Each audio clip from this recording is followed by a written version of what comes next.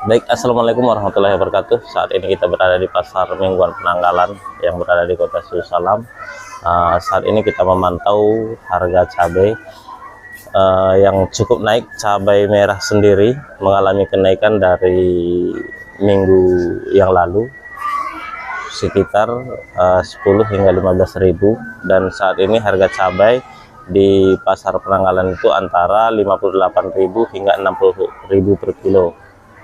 Dan demikian juga cabai rawit, harga yang sama sekitar 60.000 per kilo, dan harga bawang masih bertahan di harga 36.000 hingga 38.000 per kilogram.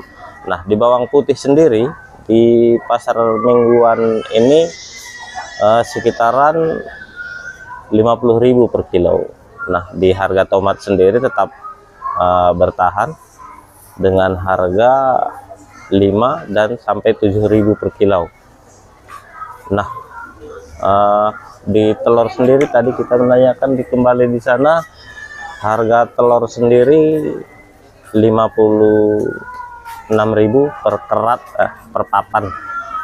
Satu papan itu isinya 30 butir. Nah, di Kota Susalam telur itu tidak dihitung per kilo, tapi dia per kerat, seperti itu. Baik, demikian, terima kasih.